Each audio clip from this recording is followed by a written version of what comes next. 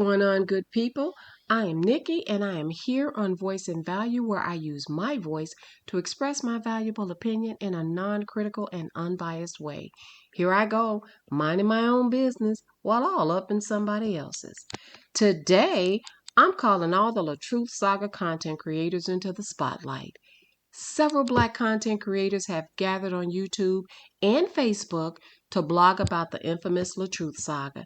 The saga consists of a young Black married couple who initially represented themselves as couple goals, but ended in divorce. A very bitter and public divorce, I might add. News about the couple's breakup was so centralized that bloggers took to social media to share the shocking details. 2 months after the breakup, the husband then filed for divorce. The Latruth Saga was trending big on all social media platforms. It's alleged that 51 content creators came in support of the husband. However, that number has never really been confirmed. There were only a few content creators who began to blog in support of the wife, but they had motion, mainly because of their underground tactic and they used to combat and downright harass the Latruth supporters. Now, let me ask you a question now. Did your life change after the 2020 pandemic, but before the Latruth Saga? Let me tell you what I witnessed. After the United States mandated quarantines and school closings to stop the spread of the disease, there was chaos and financial struggles nationwide. The U.S. government even paid unemployed workers to stay home and gave them an additional $600 a week on top of their weekly unemployment benefits.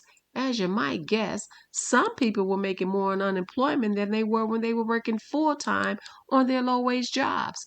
Unsurprisingly, many of our country's retail workers decided it was not beneficial to return to work. What happened next was the Great Resignation. Stay with me now, I'm getting to my point. With so many workers quitting their retail and food service jobs, a lot of those businesses closed down because the supply simply didn't match the demand. So how did all those people survive without a job when the unemployment benefits ran out? I'll tell you how. They became entrepreneurs, small business owners, sole proprietors, and wait for it, social media influencers. I witnessed young Black 20 and 30-year-old women become millionaires selling lashes, wigs, and makeups and handmade crafts. Next came the content creators who made a living just blogging. The younger generation was able to supplement their social media income by living at home with their parents, but the more seasoned folks were grinding and making enough to cover their rent and utilities. As a Black woman, I was proud of my people. Do you hear me? I never imagined so many young Black folks could become rich by using their mobile phones or laptops, just talking to people. Not everyone was blogging their lifestyles or doing skits like the Latruths, but they were getting 1099s from Facebook and YouTube to the tune of $10,000 a month or more. Well, the more seasoned Black folks caught on very quickly. Even the ones who were already getting a fixed income from their retirement pension or maybe Social Security benefits. Latruth had been making social media content since before the pandemic and had already amassed millions of followers through his streaming music and YouTube skits. Needless to say, people who began blogging on his life only needed to mention his name in order to get motion. And that is exactly what happened. I personally thought it was a beautiful thing. My people making money off the internet and not having to leave their house or work for anyone besides themselves? Come on now. Some of the content creators began posting their social media earnings on Facebook and YouTube, just sharing the good news of how it was really a lucrative business. Some people were inspired and some were just downright jealous. Jealous to the point of let me report them or strike their page or tell people to unsubscribe from them. Now, mind you, everybody I'm talking about is Black. I have never subscribed to the term Black on Black crime. mainly because no one ever mentioned white on white crime or Asian on Asian crime when it all exists. But the term is so befitting when you consider the fact that Black people who were receiving income through social media monetization and supplemental Cash App, Zelle, and other means of monetary support were purposely going against other Black content creators who were also monetized for doing the same thing. The Black women were saying the Black men should stay out of female business. And when the men who covered the saga, especially the ones who received cash apps, they started getting lots of financial support. Oh, they were called sassy. The young content creators told the older content creators to go knit some mittens. And at one point, the dark-skinned Black women accused the light-skinned Black women of colorism and vice versa. Oh, I know I made a short story long, but thank you for staying with me to this point. If you haven't already liked this video, now's a good time to do so, and please consider subscribing to my channel because I have lots more content I want to share with you. I'm sure you've heard or read about the Willie Lynch letter. If not, just go Google it. But Willie Lynch was a British slave owner who delivered a speech to a group of businessmen in 1712. His short speech became known as the Willie Lynch letter, the making of a slave. In that speech, Lynch tells other slave masters that he has discovered the secret to controlling Black slaves by setting them against one another. I'm going to repeat that. Controlling Black slaves by setting them against one another. It was the interest and business of slave owners to study human nature and the slave nature in particular. Slavery was then and continues now to be a very lucrative business. With the help of the U.S. Constitution's 13th Amendment, slavery legally exists today as a form of punishment when a crime has been committed. Willie Lynch said to the bankers, "I will use fear, distrust, and envy for control." He went on to say, "You must pitch the old Black male against the young Black male, the dark-skinned slaves against the light-skinned slaves, and the females against the males, and vice versa." He said, and I quote, "The slaves themselves will remain perpetually distrustful of each other, and I assure you that distrust is stronger than trust, and envy stronger than adulation, respect, or admiration. The Black slaves, after receiving this indoctrination, shall carry on and will become refueling and self-generating for hundreds of years, if not thousands."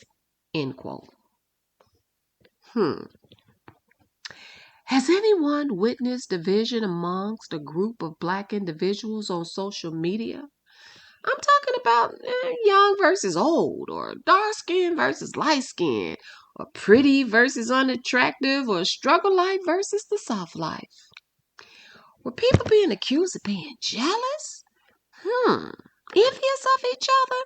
Don't even bother to answer because it's a rhetorical question. With the Latruth Saga, a clear division was formed between the people who supported the husband and the ones who supported the wife. Literal sides were established. Both sides believed that they were right and they distrusted the other side. You heard things like those people over across the street or them on the other side. They even resorted to calling opposition bugs and insects like fleas and roaches, and one side called themselves the bees. They were part of a hive that was ready to sting anyone who attempted to get too close or speak ill of their queen bee, Brianna. Another side considered themselves to be truth seekers, swatting the stinging bees and attempting to save the husband, Robert, from irreparable harm to his brand and career by combating the information put out by the bees. One thing all these people have in common is their Blackness. I'm not talking about their culture or their skin color. I'm talking about race. More than 300 years later, we see the Willie Lynch letter in full effect, where these Black people are pitted against each other, displaying distrust and envy and using fear to attack each other, all while being controlled, not by the white man this time, but by the almighty green dollar. This also sheds a new light on scripture that says the love of money is the root of all evil. Instead of coming together to advance ourselves in the financial market and create generational wealth for our families, we've allowed envy to steer us in the wrong direction, in the direction of canceling the content creators and making sure people that we don't like get exposed or embarrassed so they lose their following, which also means they risk losing their bag. Monetization is currently being offered to anyone who generates a certain amount of engagement through views and likes and shares and comments and clicks. Click here to join my channel. Click here to become a member. Or click here to buy me a coffee. Or click here to help me in the algorithm so more people can view me and I'll get paid. Now, please don't get me wrong. There's absolutely nothing wrong with blogging and being monetized for your time and effort. After all, we don't work for free, right? What is wrong, though, is trying to stop the bag of your fellow brother or sister when folks are trying to get paid. All the bashing of each other and the exposure of personal and private information, it's insidious. Go ahead and accuse me of playing a race card, but I don't see any other races trying to stop their people from making money. And there are plenty of non-black couples on social media and reality shows who have non-black supporters, and they are not trying to ruin each other's careers. No other supporters are staging campaigns to ruin the bloggers or the content creators. Black people have finally found a niche to get paid by working from home, creating content, and sharing their opinion and products with strangers online. We all have opinions, but we are not all being heard. And there's enough money for all of us.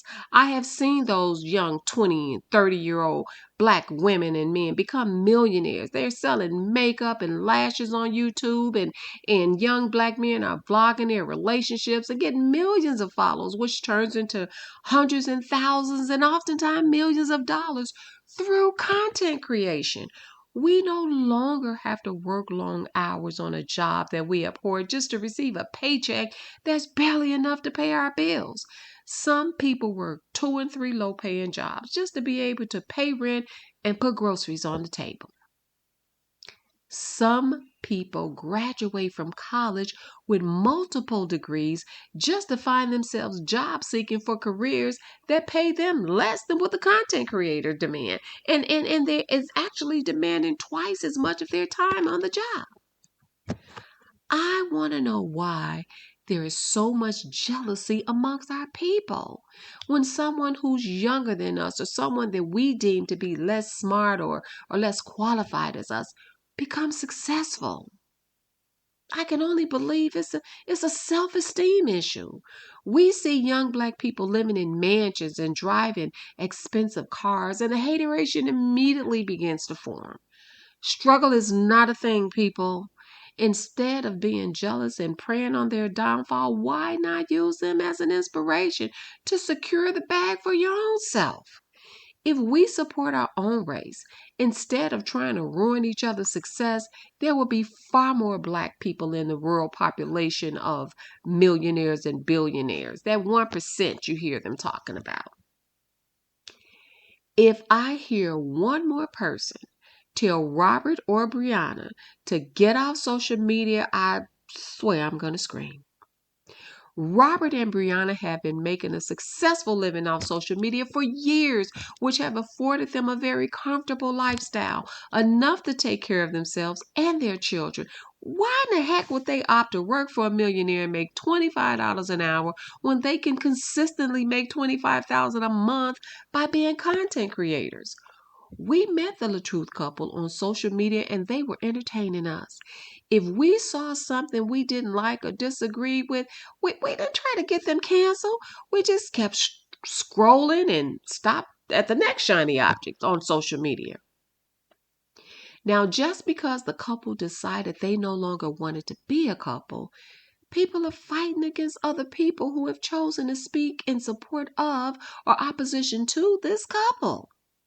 The focus has shifted from their content and moved on to their personal lives and who they choose to love and entertain. There's a responsible way to advocate for someone, and it doesn't include fighting against the opposition. Learn to ignore the naysayers and develop tough skin when people come for you about your channel and how you choose to cover content. If you're one of those jealous people I spoke about, find a way to love yourself and believe in your ability to become greater and more successful in life. If they can do it, so can you, because people aren't better than other people. Some may have more money, some may have more confidence, and some just have more willpower and tenacity because they know what it takes to struggle. They know what it's like to struggle or to go without. Just vlog about the facts. If you have to sift through the lies and fake news, do it. Don't resort to lying or manipulation just to gain a following. You'll lose your credibility and people will simply choose to walk away. Continue to reinvent yourselves and build a reputation for being a person of integrity. Regardless of whether you're messy or not, it really doesn't matter. There will always be enough content and drama to cover if you just keep on living. And luckily, there is still plenty of room at the top. Remember, your followers subscribe to your channel because they like your content and your delivery. Don't concern yourself with who else their followers are following, because at the end of the day, it's really none of your business. And don't worry about how other content creators are getting to the bag. If they're being dishonest and scamming their supporters, who made you the social media police? There are avenues in place to deal with that kind of thing. Facebook is not paying you to police. Continue to create good content and everything else will fall in place. And please don't forget, we're always stronger together.